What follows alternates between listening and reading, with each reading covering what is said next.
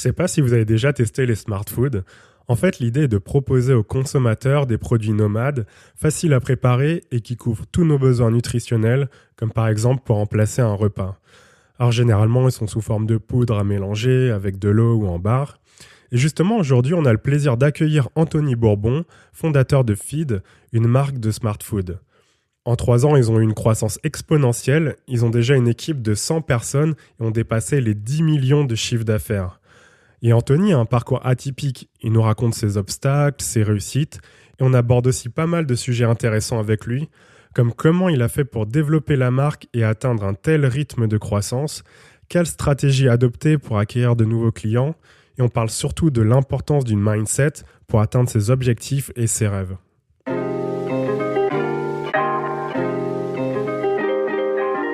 Bonjour et bienvenue sur E-Commerce Geeks, le podcast des passionnés du e-commerce.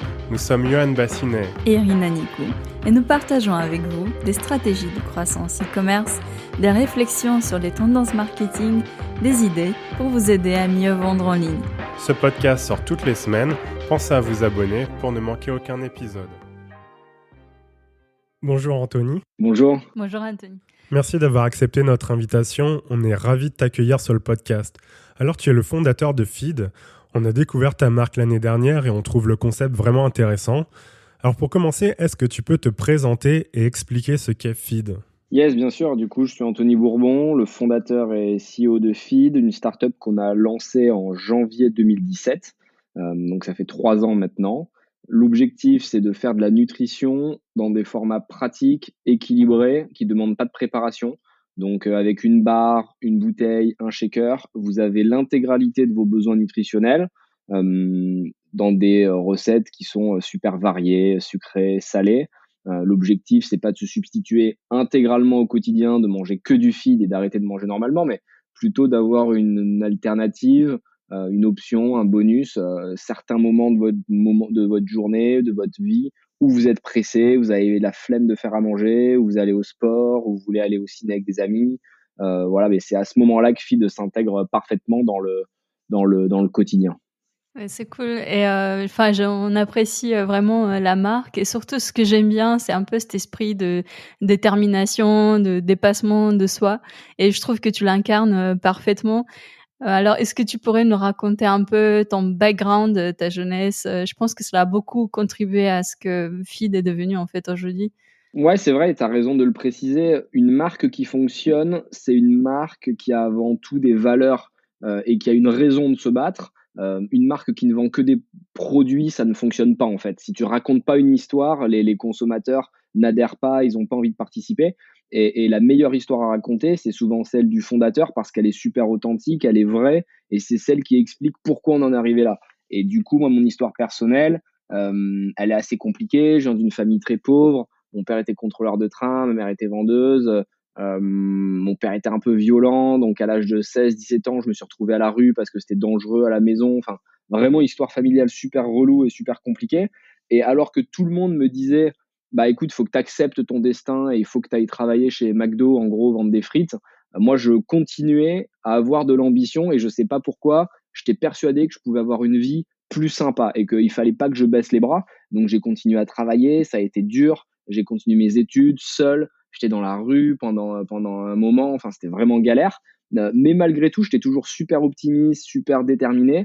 Et à force d'essayer, à force d'échouer aussi, bah, petit à petit, ma vie a commencé à s'améliorer. Et c'est là que j'ai réalisé qu'en fait, tu n'avais pas de limite et t'avais pas enfin, tu pouvais faire vraiment ce qui te plaisait, même si tu partais de tout en bas et que tu avais les mauvaises cartes. Et c'est ce qu'on essaie maintenant de raconter en fait avec Feed. On leur dit regardez d'où on vient et si nous on a réussi, bah, vous pouvez vraiment le faire aussi. Et le souci, c'est qu'il y en a quelques-uns aujourd'hui en France qui ont ce discours, même certains politiciens, mais c'est toujours assez fake en fait. Et les gens le sentent parce que quand tu creuses un peu, tu vois que les parents avaient de l'argent ou qu'ils ont fait des grandes écoles. Et nous, en fait, tu peux creuser autant que tu veux, tu trouveras rien sur nous qui ira à l'encontre de ce qu'on a dit. On s'est toujours battu, on s'est toujours galéré pour s'en sortir.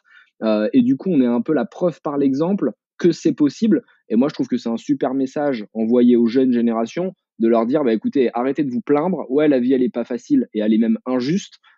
Mais c'est pas une raison pour arrêter le combat. battez-vous encore plus et vous y arriverez. Donc voilà ce qu'on raconte au quotidien avec Feed. Et c'est pour ça que les gens qui consomment, ils le font pas seulement pour avoir des nutriments, des protéines, des lipides, des glucides, mais aussi pour avoir un rappel de motivation chaque jour quand ils prennent du feed, pour se dire, allez les gars, on lâche pas, on y va et nous aussi on va atteindre nos objectifs. Oui, c'est super important d'avoir des objectifs, d'essayer tous les jours de se dépasser, d'aller plus loin et comme tu disais, je pense que tout ce que tu as vécu a été un moteur pour la croissance de Feed. Vous avez réussi à arriver très loin en seulement 3 ans. D'ailleurs, comment t'es venue l'idée de Feed? En fait, il y a 2 raisons qui m'ont poussé à faire Feed. La première, c'est que quand j'étais à la rue et que j'étais jeune, je sais plus, je devais avoir 17-18 ans, j'ai été confronté à la faim, au besoin de manger, en fait, et je me suis dit: «Putain, c'est quand même bizarre que dans un pays aussi évolué que la France, on puisse pas manger à sa faim», en fait. Tu vois, tu as de l'eau dans les robinets, mais tu as pas de nourriture à disposition et ça me paraissait bizarre. Et la deuxième fois que j'ai été confronté à la faim, c'était quand j'avais, je sais pas, 22-23 ans. Et là, bizarrement, j'avais plein d'argent, j'avais fait d'autres business entre-temps, j'avais bien réussi.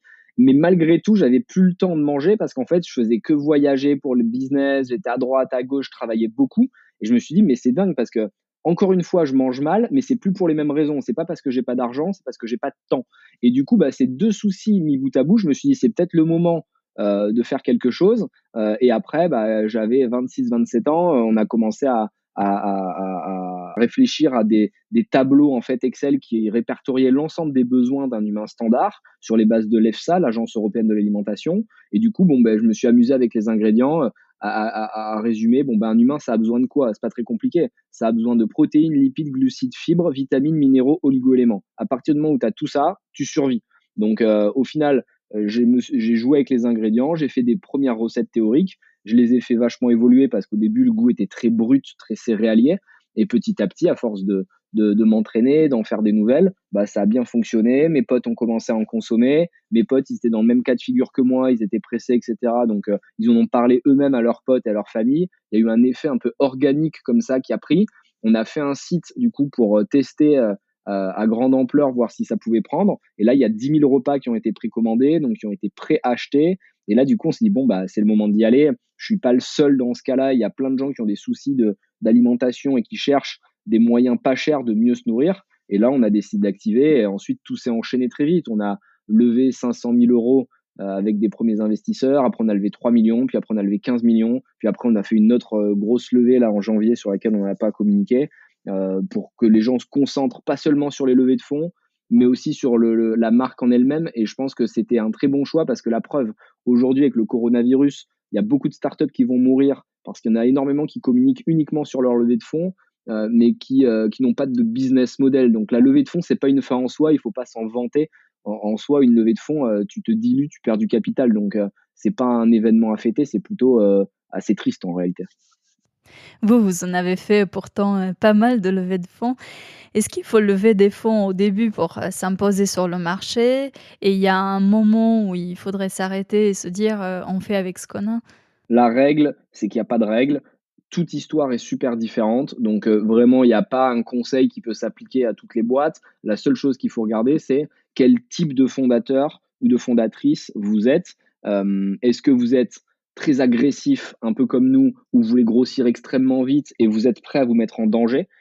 Ou est-ce que vous êtes plutôt un fondateur qui veut prendre son temps, qui veut bien maîtriser son histoire, qui veut pas avoir de compte à rendre à des investisseurs et qui préfère mettre 5 ans plutôt que 2 ans. Donc en réalité, il y a pas de secret. La seule chose que je dirais, c'est que la levée de fonds ne doit pas vous faire oublier qu'il faut un business model qui soit sain. C'est-à-dire que lever des fonds, si vous ne savez pas comment vous allez être rentable dans X mois, ça sert à rien. Il faut que la levée de fonds soit un accélérateur de croissance, vous permette d'atteindre des achievements ou des metrics plus vite que si vous n'aviez pas levé. Mais c'est pas une fin en soi, quoi. C'est pas une fin en soi et c'est le problème de beaucoup de startups qui lèvent beaucoup d'argent en ce moment. Le problème, c'est que derrière, elles savent même pas comment elles vont gagner de l'argent, en fait. Donc, si tu sais pas comment gagner de l'argent, le souci, c'est que les investisseurs qui rentrent, ils vont te mettre des clauses juridiques assez dures. Et quand tu voudras sortir, bah, tu gagneras pas un euro. Donc, la levée de fonds n'est pas le Graal. C'est bien d'en faire pour accélérer au début, mais très rapidement, je pense qu'il faut réussir à avoir un business, comme on dit, sustainable, d'un point de vue financier qui se suffise à lui-même. Donc, ayez un business sain, c'est le plus important. Et tu as un peu parlé des précommandes. Enfin, je voulais revenir un peu au début, de Feed. Comment vous avez lancé, Feed, enfin, en termes de marketing? C'était sur Instagram? Enfin, comment vous avez fait, On a fait de l'Instagram principalement, effectivement, parce qu'une image vaut 1000 mots. En une photo, tu comprends immédiatement l'intérêt du produit. Et ce qu'on faisait, c'est qu'on le mettait dans des situations très claires où immédiatement tu comprenais à quoi ça servait. C'est-à-dire que on mettait une bouteille de feed sur un bureau d'avocat au milieu de tous les dossiers. On mettait une bouteille de feed sur un télésiège au ski. Tu comprenais que bon bah t'allais pas avoir à payer 20 € ta barquette de frites et faire la queue 25 minutes. On mettait la bouteille sur un bateau, à la salle de sport, vraiment dans des situations du quotidien pour que les gens se disent ah ouais, c'est vrai que ça me simplifierait bien la vie à ce moment précis. Donc ça peut être dans le métro, dans le bus, etc., etc. Et les gens, bah, du coup, ils se sont projetés, ils ont compris à quoi ça servait parce qu'en fait, c'était un nouveau produit. C'est ça qui était super dur, c'est que on a créé une catégorie de produits qui n'existaient pas. Ce qu'on appelle maintenant la smart food ou le meal replacement. Même dans les magasins, quand on est arrivé la première fois chez Franprix, Monoprix, ils savaient même pas où nous mettre en fait parce que il n'y avait pas de rayon smart food. Donc depuis, il y a Monoprix par exemple qui a créé un rayon smart food sous notre impulsion, mais quand on est arrivé, ça n'existait pas. Donc pas facile d'expliquer le produit, mais un peu comme dans toute startup innovante, rupturiste, faut prendre le temps d'être pédagogique, faut expliquer, faut pas avoir peur d'être clivant non plus parce que il y a beaucoup de marques qui essayent d'être très aseptisées, qui essayent de plaire à tout le monde, mais malheureusement, tu plairas jamais à tout le monde. Donc, vaut mieux assumer ton parti pris et dire, bah ouais, nous, on est une boisson très fonctionnelle. On est là pour simplifier le quotidien et pas pour vous faire une expérience gustative exceptionnelle que vous allez, dont vous allez vous souvenir pendant 3 générations. Non, feed, c'est sûr, ce sera toujours moins bon qu'un bon plat cuisiné pendant 2 heures. Ce sera toujours moins bon qu'un vrai resto, mais c'est pas l'objectif. On fait les meilleurs goûts possibles, mais notre mission principale, c'est d'avoir une nutrition qui soit équilibrée, qui vous apporte tout ce dont vous avez besoin et surtout qui vous fasse gagner du temps pour vous dépasser. Donc, le but, c'est pas d'en manger tous les jours et de kiffer à fond, mais plutôt de gagner du temps et puis de pouvoir s'adonner à ses passions. Encore une fois, on n'est pas là pour vous faire travailler plus. Il y en a souvent qui nous reprochent et qui me disent Phil, vous êtes des esclavagistes, vous voulez faire travailler les gens. Bah, en fait, non, ils gagnent du temps, après ils font ce qu'ils veulent. C'est-à-dire qu'on en a qui travaillent plus, mais on en a aussi beaucoup qui vont faire plus de sport, qui vont aller au musée, qui vont regarder un Netflix, qui vont écouter de la musique, qui vont jouer aux jeux vidéo. On a vachement de gamers. Voilà, chacun a ses activités, ils peuvent appeler leurs amis, ils peuvent faire ce qu'ils veulent. Donc c'est pas qu'une question de travail, c'est une question d'objectif personnel. Après, à toi de te fixer ce qui te plaît. Je pense que ça a pas dû être facile en France, de s'imposer sur le marché, surtout qu'il y a cette culture, de repas, de bien manger, en fait. Ça a été hyper dur. En France, tout est compliqué de base, donc quelle que soit la boîte, ça va toujours être compliqué. Il faut savoir que les consommateurs français sont très exigeants, mais il faut toujours voir le verre à moitié plein et pas à moitié vide. Donc nous, on est content d'avoir commencé par la France et c'était un choix volontaire, parce qu'au final, quand tu commences avec, entre guillemets, les consommateurs les plus difficiles, bah, tu sais que quand tu vas ouvrir le reste du marché, le reste du monde, ce sera une partie de plaisir. Et c'est pour ça que nous, on était heureux d'avoir des retours super durs, que ce soit sur le goût, sur les formats, sur la marque, parce que du coup, on a pu évoluer très vite. Et maintenant, quand on va à l'étranger, on est dans plus de 40 pays, 40 pays online, 10 pays offline, donc avec des retailers et compagnie, des distributeurs. Bon, bah, les gens, ils sont hyper faciles à convaincre parce que pour eux, c'est super bon. Et ils nous disent, ah ouais, c'est vraiment très bon votre produit. Donc, c'était bien de commencer par la France. Et c'est un peu comme ma vie, en fait. Je suis assez heureux d'être né dans une famille pauvre et que mon enfance a été difficile parce que ça m'a permis de prendre de l'avance par rapport aux autres. Et quand aujourd'hui je vois mes potes qui ont mon âge à 30 ans et qui sont souvent un peu fragiles, vont se plaindre pour pas grand-chose, ont toujours besoin de papa, maman quand ils ont un problème. Moi, à 30 ans, je suis ultra indépendant, j'ai mon argent, je fais ce que je veux, j'ai une liberté totale et je trouve que c'est une vraie chance d'avoir galéré. Donc c'est pareil pour les marques, ne vous plaignez pas même si les débuts sont difficiles, un jour vous serez reconnaissant d'avoir eu ces galères. D'ailleurs, c'est vrai que vous avez eu beaucoup de critiques, de haters. Qu'est-ce que tu donnerais comme conseil à un entrepreneur ou un créateur qui a un projet, mais qui a peur de se lancer par peur d'être critiqué, ou à quelqu'un qui se fait critiquer pour son travail? Mais vraiment, vraiment ne pas tenir compte de l'avis des autres, que ce soit les haters ou que ce soit même les gens random, normaux, vous vous en foutez en fait. C'est-à-dire que c'est tellement dommage de gâcher sa vie ou de ne pas faire un projet par peur de ce que vont penser les autres, que vous aurez des remords terribles en fait. Et il faut pas avoir de remords dans la vie. Il faut toujours tenter, il faut essayer. Moi, j'ai échoué énormément avant de réussir. Et il y a plein de gens qui étaient heureux à chaque fois que j'échouais. Parce qu'en fait, les haters, c'est quoi? C'est des gens qui ont une vie misérable, qui ont une vie dans laquelle ils sont pas épanouis. Et ce qui les rassure, c'est de voir les autres échouer. Parce que comme ça les conforte dans leur propre choix. Donc, quand ils vous disent ne le fais pas, tu vas pas y arriver, c'est simplement qu'ils ont peur que tu y arrives. Parce que si tu y arrives et que tu gagnes de l'argent, ou que tu t'épanouis, ou que tu as une belle copine, ou un beau mec, ou que tu as une belle maison, bah, ça va les renvoyer à leurs propres échecs. Donc vraiment, ne perdez pas de temps avec la vie des autres. Les gens, ils sont cachés derrière leurs écrans avec un pseudo Alex du 78 underscore, je sais pas quoi. Enfin, vraiment, ne perdez même pas une minute d'énergie à considérer ces personnes-là. Et encore une fois, il faut pas y passer de l'énergie, il faut pas se battre contre elles. Il faut pas en avoir peur. C'est-à-dire que moi, enfin, nous, c'est connu, hein, on peut le dire, on a reçu des menaces de mort et tout chez Feed. On fait partie de ceux qui vraiment, on s'est fait éclater. Nous, les gens avaient une haine contre le projet au début, c'était incroyable. Mais moi, ça me faisait vachement marrer, tu vois, parce que j'avais eu des vrais problèmes. Et moi, j'avais eu des vraies galères et j'avais eu des vrais ennuis. Donc, euh, un mec qui est caché derrière l'anonymat, il me fait vraiment pas peur. Au contraire, il me fait marrer. Et j'aimerais qu'une chose, c'est l'avoir en face de moi pour débattre avec des vrais arguments. Parce que t'en as plein qui vont dire Feed, c'est de la merde, tu vas mourir si tu manges ça, le CEO, c'est un connard. Mais en fait, il y a tellement rien de factuel que tu peux même pas débattre, c'est pas intéressant. Donc, vraiment, ne perdez pas d'énergie, concentrez-vous sur votre produit et il faut travailler dur en silence et laisser votre succès faire du bruit pour vous. Ouais, je pense que c'est même important d'avoir des haters, des gens qui n'aiment pas ce qu'on fait, parce que d'un côté, ça montre aussi qu'on est clivant, qu'on a des idées, et que au final, c'est seulement que comme ça qu'on peut réussir en ayant des convictions, en allant au bout de ce que l'on a envie de faire. Je suis complètement d'accord avec toi. Il vaut mieux avoir des haters qu'être tiède et ne susciter aucune émotion.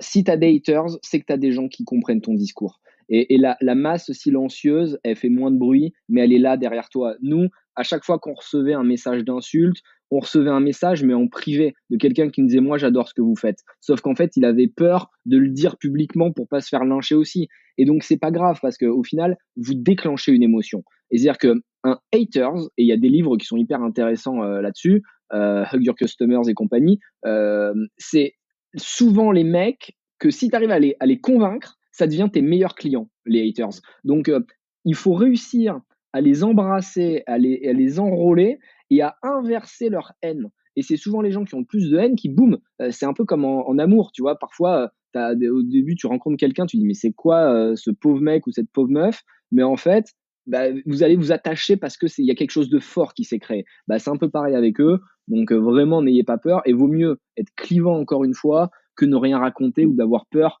Au final, c'est de l'organique. Moi, à chaque bad buzz que je faisais, ça me faisait marrer parce que les gens, ils étaient trop contents, ils étaient persuadés que la marque allait couler, ils étaient là, ça y est, c'est la fin de feed, un bad buzz comme ça, ils pourront jamais se relever. Et moi, j'étais sur Shopify et je voyais mes métriques se monter en flèche, je voyais mon chiffre d'affaires monter, mes visites monter. Ouais, et c'était trop bien en fait. Et j'étais là, putain, ouais, continuez les gars, vous avez raison. Et ils se rendaient pas compte qu'ils nous rendaient service parce que les gens oublient, et ça me choque toujours en fait, mais les gens oublient ce qui se passe. C'est-à-dire que tu demandes aujourd'hui factuellement à quelqu'un dans la rue, cite-moi un bad buzz de feed, il est incapable de te dire. Ouais, il va dire, ouais, il y a eu des bad buzz, mais il sait même plus pourquoi. Par contre, il se souvient de feed, il se souvient de la marque, et ça, c'est hyper important. Et même les politiciens, si vous regardez, il y a des politiciens qui ont été en prison, qui ont eu des procès, ils attendent 2 ans, et ils reviennent comme si de rien n'était. Les gens se rappellent qu'il y a eu une histoire, mais les mecs, ils recommencent tranquillement, tu vois, à avoir des fonctions super importantes. Et ça me choque, même des journalistes. Tu vois, tu as des journalistes qui ont eu des affaires un peu cheloues avec des enfants, des trucs bien sales. Et l'autre jour, j'allume la télé, parce que je regarde rarement la télé, et je tombe sur le mec, je me dis, putain, le mec, il recommence à faire des émissions alors qu'il a été démontré qu'il recevait des photos d'adolescentes. Enfin, c'est chelou, quoi. Donc, les gens oublient. Donc, n'ayez pas peur de ce qui se passe à l'instant T. L'avenir effacera tout ça. On parlait du fait, d'être clivant et je pense que ça rejoint aussi la stratégie marketing qui marche le mieux aujourd'hui. C'est de s'adresser à des niches, des cibles qui ne sont pas très larges, mais qu'on connaît vraiment bien. Pour vous, quel est le client type? Yes, t'as raison, ça sert à rien de vouloir parler à tout le marché, parce que tu vas mal le faire et tu peux pas plaire à tout le monde. Donc le plus important, c'est de se concentrer sur des micro-niches qui vont vraiment comprendre l'intérêt de ton produit, qui vont devenir tes early adopters, donc tes premiers utilisateurs et qui vont te défendre quand il y aura des bad buzz et cetera. Donc c'est super important. Nous, les niches qu'on avait, au début, c'était les étudiants, les jeunes, on va dire, qui ont pas beaucoup d'argent, les sportifs, les urbains, les personnes dans les grandes villes qui ont, pas le temps de bien cuisiner, qui n'ont pas le temps d'avoir un petit jardin pour aller récolter leurs fruits et leurs légumes. Beaucoup de geeks aussi et de gamers. Beaucoup de gens qui passent du temps derrière un ordinateur, soit des codeurs, soit des devs, soit des joueurs. Vraiment des gens qui sont derrière l'écran. Ils avaient l'habitude de manger des pizzas ou des trucs pas top. Bah, là maintenant, un feed, ils peuvent continuer leur partie, ils peuvent coder un peu plus, même si le but c'est pas de le faire au quotidien et de manger que ça. Ça leur permet d'être focus et d'avoir de la nutrition super équilibrée. Et voilà, c'était nos principales cibles.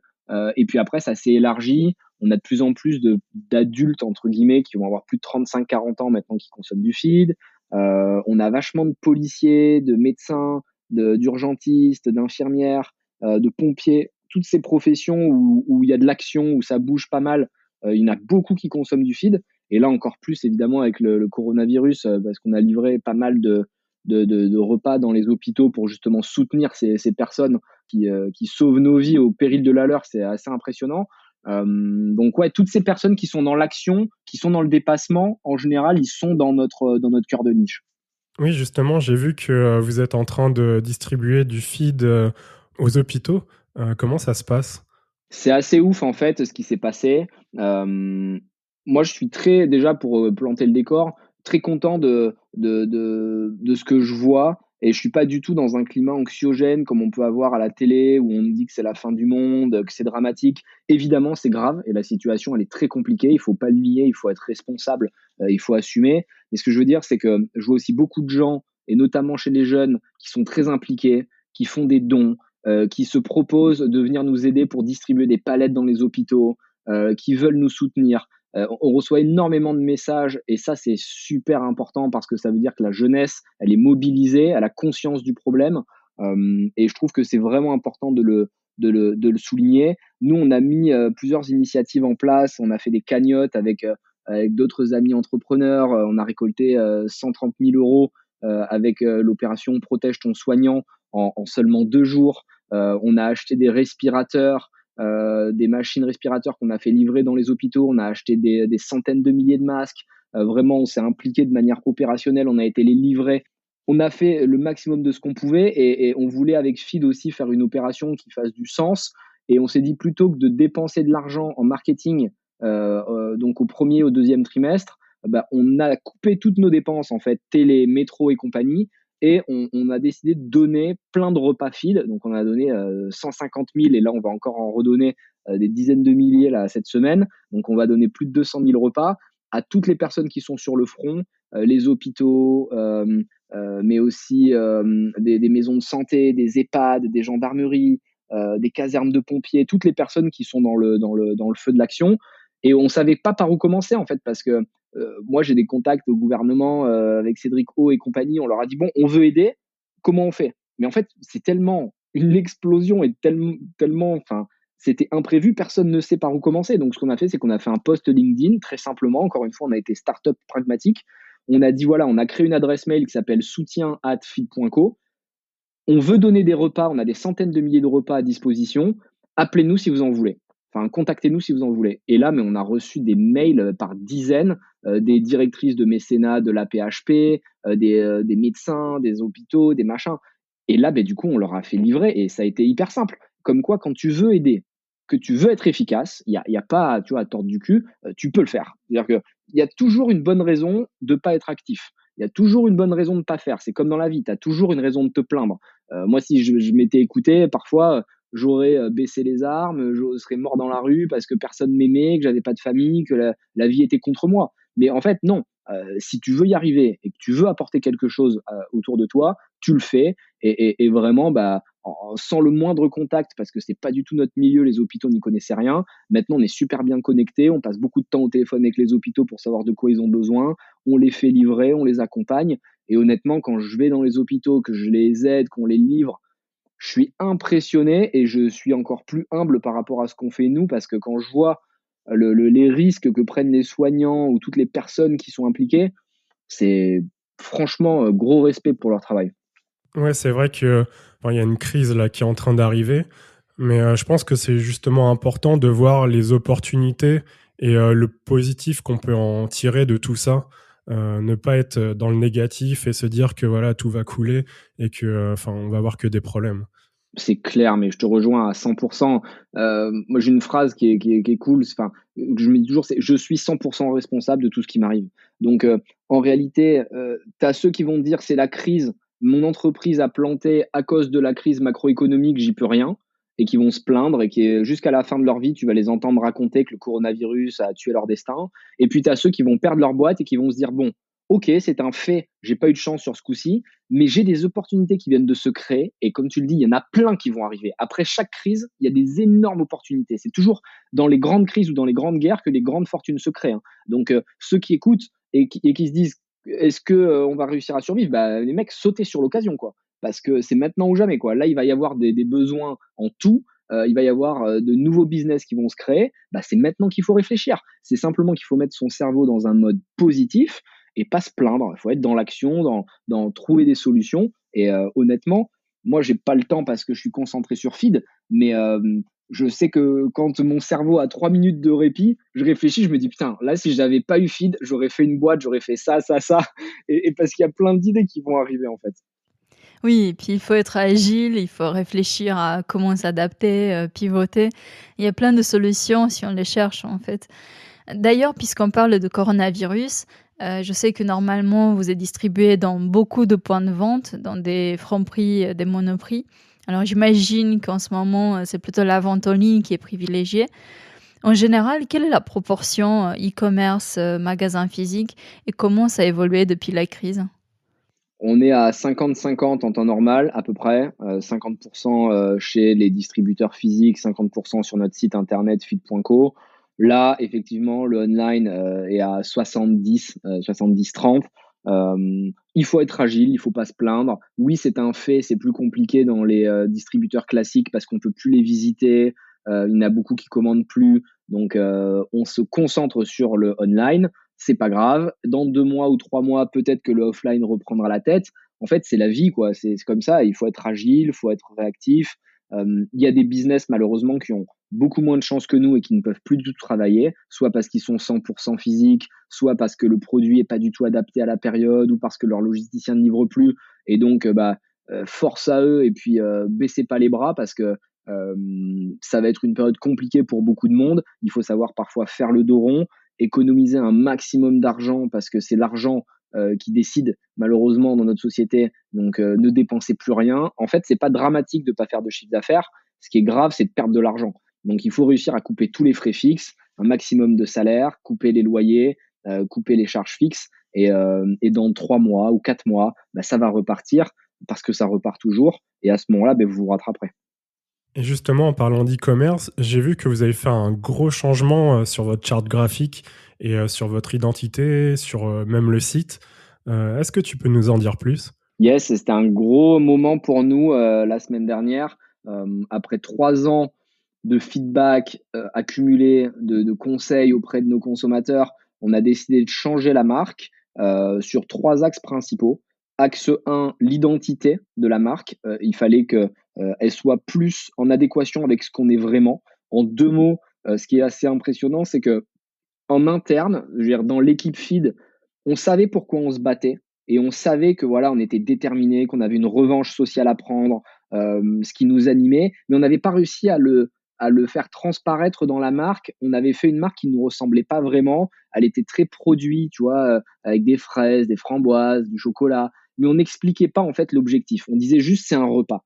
Et en fait, il fallait qu'on aille plus loin, parce que les consommateurs, quand on parlait avec eux, ils nous expliquaient que ils étaient déçus de voir autant d'énergie dans les podcasts, dans les interviews. Quand on prenait la parole, ils étaient excités, ça les chauffait. Et par contre, quand ils achetaient les produits, ils ne retrouvaient pas cette volonté. Et du coup, on a voulu retransposer cette maxime, quoi, tout est possible, exploser tout, sur les packaging en mettant des mots très forts, inspirants, oser, réussir, entreprendre, changer. Vraiment des mots qui au quotidien vont vous rappeler que bon bah la balle est dans votre camp et que ça dépend de vous. Donc ça, c'était le premier gros changement. Le deuxième gros changement, c'était la nutrition. On a fait évoluer toutes nos recettes en tenant compte des retours qu'on a eus, que ce soit en termes de goût ou en termes d'équilibre alimentaire. Le sucre était un souci pour les consommateurs, il y en avait trop, même si c'était du bon sucre. Bref, c'est compliqué à expliquer, mais c'était de l'isomaltulose avec un index glycémique bas. Peu importe, il y avait 30 grammes de sucre dans nos anciennes recettes. Maintenant, il n'y en a plus que 4 grammes qui proviennent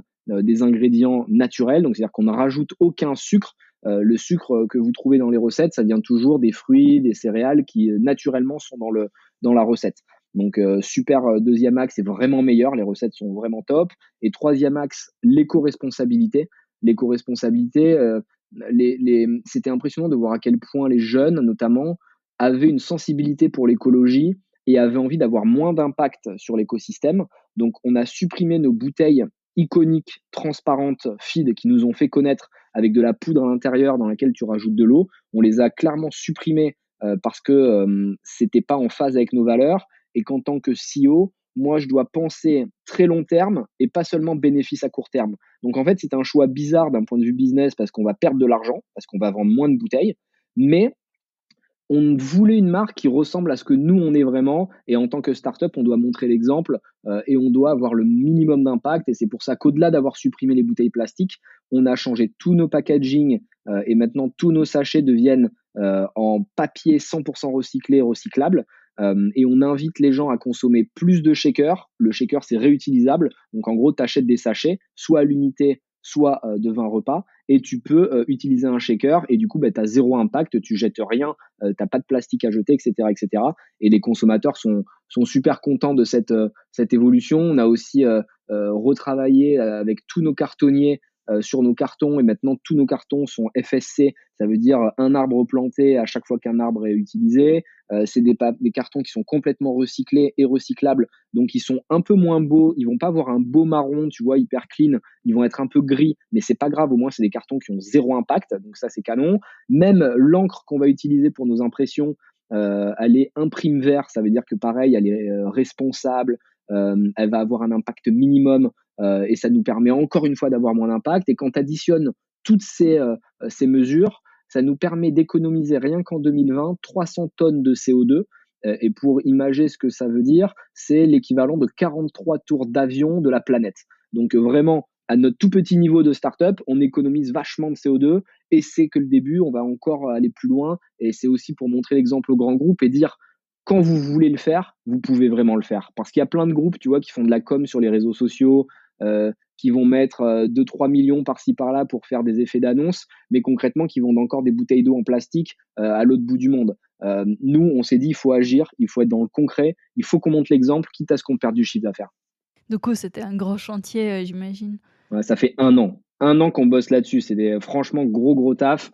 Après, tu vois, encore une fois, on n'a pas une chance, hein, c'est la vie, mais ma vie, c'est pas compliqué, c'est un combat perpétuel. C'est-à-dire que depuis que je suis né, tout est compliqué, c'est impressionnant. Ça fait 1 an qu'on se bat pour faire ce changement.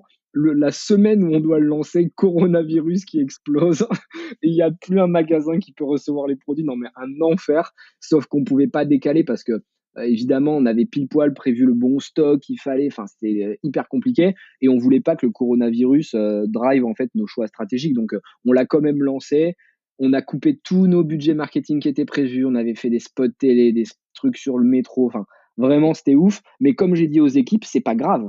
Et vous n'avez pas travaillé pour rien. On a appris plein de choses. Il faut pas se plaindre. Notre situation, encore une fois, elle est vachement privilégiée. Il y a des gens qui ont pas les moyens de survivre comme nous on va survivre. Donc on se plaint pas et on refera une bonne campagne télé et métro la prochaine fois. Oui, oui. Puis, de toute façon, c'est un changement à long terme, donc Exactement. Et en plus, ça fait plus de sens, tu vois, d'aller livrer les repas aux hôpitaux. Et je leur ai dit, je suis au final super content qu'on ait pu faire ça, plutôt que de passer à la télé pour plaire un peu aux gens et faire un spot sympa. Bon, ben là, on a eu un soutien qui est concret. C'est 200 000 repas qui ont été donnés aux infirmiers, aux médecins. Et vraiment, quand on voit les photos, on en a mis quelques-unes sur LinkedIn tout à l'heure, les sourires qu'ils ont et comme ils sont reconnaissants, bah, pour une fois, disons que le marketing a un véritable intérêt social et c'est le plus beau marketing qu'on puisse faire. Et je pense d'ailleurs que, encore une fois, il faut savoir tirer des enseignements. Cette crise qu'on est en train de vivre va nous faire changer sur pas mal de points en interne et on réfléchit déjà à comment avoir plus d'impact dans nos actions et plutôt que de faire du marketing, on va dire sans intérêt ou classique traditionnel, on va augmenter nos budgets à la fois de soutien et c'est pour ça que la fondation Feedback qu'on a lancée va être abondée encore plus que ce qu'on avait prévu. Oui, justement, j'allais y venir, parce que j'ai vu que vous avez une fondation Feedback. En quoi ça consiste? Ouais, c'est donc fondation Feedback. Jusqu'à présent, on reversait 1% de notre chiffre d'affaires chaque année. Donc pas de notre bénéfice, mais de notre chiffre d'affaires. Donc c'est beaucoup. Et l'idée, c'est d'aller aider des jeunes qui ont une vie compliquée, quelle qu'en soit la raison, que ça peut être un handicap, ça peut être une famille catastrophique, ça peut être des immigrés, ça peut être... Peu importe, ils ont une vie qui est compliquée. Mais ils continuent de rêver grand, ils continuent de croire dans leur chance et ils baissent pas les bras. Et nous, on est là pour les aider. Donc, quel que soit le projet, ça peut être un projet écologique, ça peut être un projet entrepreneurial, ça peut être un projet sportif, ça peut être un projet artistique. La seule chose qu'on demande, c'est que les gens rêvent grand. Et là, on va leur donner de l'argent, on va les accompagner, on va les coacher, on va leur donner notre réseau. On a beaucoup de contacts et donc on peut être accélérateur à plein de niveaux. Et là, on a déjà fait 2 projets et je trouve ça canon. Je suis hyper content parce que ça sert à tout le monde en fait. Ça nous sert à nous en tant qu'équipe parce que ça nous prouve que ce qu'on fait au quotidien, c'est pas juste vendre des bars et des bouteilles, mais c'est qu'on a un véritable impact. Ça aide aussi au niveau de la com parce que au final, ça permet aux clients de comprendre que Feed, ça va plus loin qu'un simple repas et c'est pas du bullshit quand on dit qu'on veut vraiment aider les jeunes, on le fait concrètement. Et puis moi, à titre personnel, ça me permet aussi de me rappeler d'où je viens. Ça me permet de me rappeler que je viens d'un milieu très difficile et qu'il faut surtout pas que je m'embourgeoise parce qu'en étant au contact des jeunes qui sont très motivés, je me dis attention, il y en a qui vont vouloir faire plus que toi et il faut que tu continues à être super ambitieux. Donc c'est win-win à tous les niveaux. Et le dernier projet en date, je pense qu'il résume bien ce qu'on fait, c'est Axel Alétru. C'était un champion du monde de motocross qui s'est cassé la colonne vertébrale pendant une course et qui est devenu paraplégique. Les médecins lui ont dit tu pourras plus jamais remarcher de ta vie. Le mec, il a pas lâché le steak. Il a dit moi je vais remarcher. Il s'est entraîné 10 fois plus que les autres. Il a jamais lâché avec son esprit de compétiteur. Et petit à petit, il a réussi à retrouver quelques sensations. Il s'est créé des attelles alors que le mec, il n'est pas ingénieur, qui venait compenser le fait qu'il avait perdu tous ses muscles. Il a pu remarcher petit à petit. Il est redevenu champion du monde de natation paralympique et il est venu nous voir en nous disant j'ai un rêve, je veux participer au Paris-Dakar parce que mon père l'avait fait quand il était jeune. Moi, direct, j'ai accroché, j'ai trouvé l'idée énorme et je lui ai dit vas-y, on va t'aider. Et on l'a soutenu et il s'est créé une voiture spéciale, un buggy, parce qu'il a des problèmes de sensibilité évidemment avec les jambes et compagnie. Et il a participé, mais il a fait plus que participer. Il a gagné dans sa catégorie contre les valides. Donc en fait, c'est énorme. C'est-à-dire que le mec, tu vois, il y en a qui... Non, mais c'est exceptionnel. C'est-à-dire qu'il est la preuve incarnée que tout est possible. Le mec, il a gagné contre des valides. C'est-à-dire qu'il n'avait même pas le temps de se doucher parce que lui, le temps qu'il sorte de la voiture, qu'il mange, qu'il machine, c'était 10 fois plus dur la course pour lui que les autres, mais il avait une telle envie de réussir qu'il a éclaté les valides. Et c'est exceptionnel. Et c'est trop cool de faire ce genre de projet. Et au final, c'est dans ce sens-là que je dis que le marketing, il peut avoir une double vocation, à la fois sociale, mais aussi produit business, parce que il expliquait par exemple qu'il mangeait du feed pendant toutes les épreuves parce qu'il n'avait pas le temps de sortir de la voiture et du coup qu'il était coincé, qu'il mangeait sans sortir, etc. Et là, tu vois l'intérêt de feed. Ben ouais, c'est concret, c'est factuel, c'est fonctionnel. C'est peut-être pas la meilleure expérience gustative de ta vie, mais ça te permet de te dépasser. Et donc, on va aller dans ce sens-là. Et même moi, à titre perso, ça me plaît quoi. Le matin, quand je me lève, je préfère 1000 fois aider des jeunes comme ça plutôt que de faire du marketing classique, un peu naze là, des grands groupes où ils mettent des affiches et tout. Ça, on se fait chier quoi. Et puisqu'on parlait cette histoire, je trouve très inspirante. Je me demandais s'il y a des entrepreneurs qui t'inspirent ou pas forcément des entrepreneurs, il y a des personnes qui t'inspirent. Moi, j'aime bien toutes les personnes et c'est pour ça que je vais même pas citer de noms parce que c'est toujours les mêmes noms qui reviennent. C'est des gens qui ont déjà réussi et donc en fait, c'est normal qu'ils inspirent parce qu'ils ont déjà passé le stade. Moi, les gens que j'admire, c'est les gens qui sont en train d'essayer. c'est eux qui me font kiffer. C'est-à-dire quand je vois des jeunes qui galèrent, qui transpirent, qui sont dans le mal, mais qui lâchent pas et qui restent souriants, eux, ils m'éclatent. Eux, j'adore et j'adore les aider. C'est pour ça que moi, j'investis beaucoup à titre personnel dans des startups ou dans des projets parce que j'aime bien parier sur les outsiders. J'aime bien parier sur ceux en qui personne ne croit. Parce que ça me renvoie à ma propre histoire. Moi, quand j'étais jeune, tout le monde me disait, mais arrête un peu, pour qui tu te prends? Pourquoi toi, t'y arriverais? Tu viens pas des grandes écoles, t'as pas de parents qui ont de l'argent. Et en fait, il faut pas lâcher, il faut pas écouter les gens. Donc, vraiment, mes idoles, c'est les gens du quotidien, c'est les gens qui croient en eux avant de rêver à mettre des affiches des autres. Moi, j'ai jamais été un mec, tu vois, avec des affiches dans ma chambre, je sais pas, de Johnny Hallyday ou Freddie Mercury ou je sais pas quoi. Moi, je rêvais ma propre vie, en fait. C'est-à-dire que c'est horrible à dire, mais je voulais devenir quelqu'un qui s'éclate dans sa vie. Et du coup, je me disais, je faisais une sorte de projection psychologique. Imagine-toi dans des belles voitures, imagine-toi en train d'avoir un beau boulot, imagine-toi en train d'avoir une belle famille, une belle maison. Et je me projetais, en fait, et j'imaginais pas ma vie au travers de celle des autres. Et l'effet placebo, si tu veux, à force, les méthodes Coué, tu vois, de te convaincre que tu vas y arriver, Oui. tu alignes tes propres planètes. Et c'est-à-dire que tu vas à un moment tellement vouloir y arriver que même ton cerveau, la nuit, il va te trouver des plans. Moi, la nuit, je me réveillais et j'avais toujours un petit calepin pour noter mes idées parce que je faisais des rêves de business et j'inventais des business pendant que je dormais en fait. Et du coup, je me réveillais et je notais direct les idées. Alors, une fois sur deux, c'était nul, mais parfois, c'était bien. Et c'est ça, Oui, il c'est faut bien de les mettre. noter quand même. Ouais, il vaut mieux les noter parce qu'après, tu oublies quand tu te rendors. Donc, vraiment, entourez-vous de gens positifs, c'est hyper important. Des gens qui croient en vous, qui vont vous pousser. Il faut fuir, un peu comme on en parlait tout à l'heure, les haters, c'est des gens qui sont négatifs. Et au-delà des haters, malheureusement, vous avez forcément dans votre entourage proche, de la famille, même parfois les parents, souvent les parents, parce que malheureusement, ils veulent ce qu'il y a de meilleur pour vous, ils veulent vous mettre dans un confort. Et du coup, ils vont pas écouter vos envies, ils vont écouter les leurs. Et ils vont se dire, moi, en tant que parent, j'aimerais que mon fils, il ait un petit CDI et qu'il s'achète sa petite maison pendant 30 ans. Comme ça, je sais que je serai tranquille. Moi, en tant que parent, je dormirai bien. Ouais, mais peut-être que l'enfant, il n'a pas envie de ça. Peut-être qu'il a envie de faire le tour du monde. Peut-être qu'il a envie de faire d'autres choses. Donc, il faut être capable de couper les ponts ou en tout cas de pas écouter les conseils des autres, surtout ceux qui vont avoir en sorte de vous tirer vers le bas ou de pas vous écouter. On a tous un destin, on a tous quelque chose qui nous plaît. Vous êtes tous bons sur quelque chose. Vous êtes tous forcément bons sur une certaine partie de votre vie. Il y en a, ils vont être très éloquents, d'autres, ils vont être très bons à l'écrit, d'autres très bons en maths, d'autres très bons en code, d'autres très bons aux jeux vidéo, d'autres très bons en sport, en flûte, en ce que tu veux. Bah, trouvez l'endroit où vous êtes bon et devenez un expert de ce secteur et éclatez-vous en fait. Prenez du plaisir. Et le plaisir, c'est le plus important parce que si tu t'amuses à faire ce que tu fais au quotidien, bah, tu t'épanouis et tu deviens un Top Gun, quoi. Ouais, t'as tout dit. C'est vrai qu'on est la moyenne des 5 personnes qu'on côtoie le plus tous les jours dans notre vie. Justement, en parlant des gens dont on s'entoure, ça a été dur de trouver et de recruter des personnes, qui ont les mêmes valeurs, et qui ont la même niaque que toi? Super dur, hein. Aujourd'hui, vous êtes combien? Vous êtes une centaine, il me semble? Ouais, c'est ça, on est 100 et c'est très dur l'humain. C'est ce qu'il y a de plus compliqué dans une aventure. Il faut trouver des gens qui partagent tes valeurs, qui partagent les raisons, pour lesquelles tu te lèves le matin. Il faut pas que tout le monde se ressemble, c'est-à-dire qu'il faut pas, juste des copycats ou des gens dupliqués parce que sinon, ça devient nul. Mais il faut des gens qui aient les mêmes valeurs de fond, à savoir nous, c'est très simple, c'est l'ambition, la détermination, la résilience, l'envie de changer les choses, et du coup, les gens ne sont pas des employés, ce sont des partenaires. C'est des gens qui se battent avec vous au quotidien et c'est un vrai kiff d'être avec eux. Moi, aujourd'hui, j'ai des associés plus que des employés.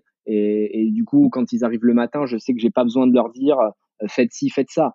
Euh, Parce que au final, déjà, ils ont tous des parts de la société, donc ils sont actionnaires purement et simplement, donc ils ont tout intérêt à ce que la boîte marche bien, mais parce qu'ils le font aussi pour des raisons qui sont sociales, qui sont déterminantes. Donc, ouais, trouvez les bonnes personnes et n'ayez pas peur de couper. Et là, encore une fois, c'est pas qu'on est des bouchers et compagnie, mais si quelqu'un ne fit pas avec votre mentalité, vous coupez. Faut pas perdre de temps, ça sert à rien.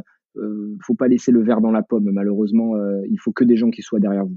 Et tu disais, les employés sont en fait des actionnaires, de l'entreprise et je trouve que ça rejoint vraiment l'idée, enfin, c'est ce que tu disais au départ, que je suis le seul responsable de ma réussite, de mon destin. En fait, ça les responsabilise aussi, enfin, ils ont le contrôle sur les revenus de la boîte, et du coup aussi sur leurs actions et ainsi de suite. Donc ça transmet en fait, ce message. C'est sûr et moi, c'est évident que je veux pas faire du micromanagement, et être derrière les épaules, de chaque personne qui est dans l'équipe. Moi, les gens, ils sont responsables, ils savent ce qu'ils ont à faire. Si on y arrive, on y arrivera tous ensemble et si on échouera tous ensemble. Mais, on peut pas surveiller ce que font les gens, on peut pas les prendre par la main et leur expliquer. Non, nous, on leur met un cadre et après ils sont autonomes, indépendants, c'est des intrapreneurs, et si tout le monde n'est pas à fond, on n'y arrivera pas. Donc maintenant, en vrai, la carte, elle est entre leurs mains. C'est-à-dire que moi, j'ai amené feed au maximum de ce que je pouvais. Maintenant, c'est entre les mains des équipes. Et c'est-à-dire que moi, je continuerai à mettre la vision, je continuerai à mettre de la puissance, de l'énergie, mais au quotidien, c'est eux qui ont les cartes en main. Et maintenant, à eux de changer leur destin. Ils ont des parts de la boîte. Si on arrive à très bien la vendre dans quelques années, bon, bah, ils seront tous millionnaires et leur vie aura changé. Donc maintenant, encore une fois, on est 100% responsable de ce qui nous arrive, de nos échecs comme de nos victoires. Et justement, comment tu vois l'avenir de Feed à 5 ans, à 10 ans, enfin la grande vision, pour le futur?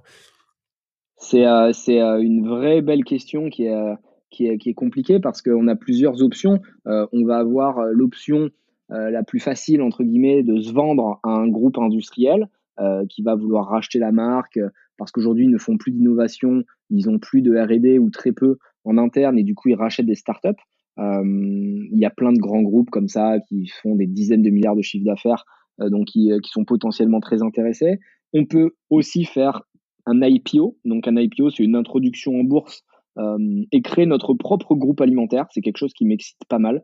Tu vois, quand tu prends certains groupes comme Danone, Nestlé, Coca, Unilever, c'est des groupes qui ont commencé il y a entre 50 et 80 ans, tu vois, à peu près.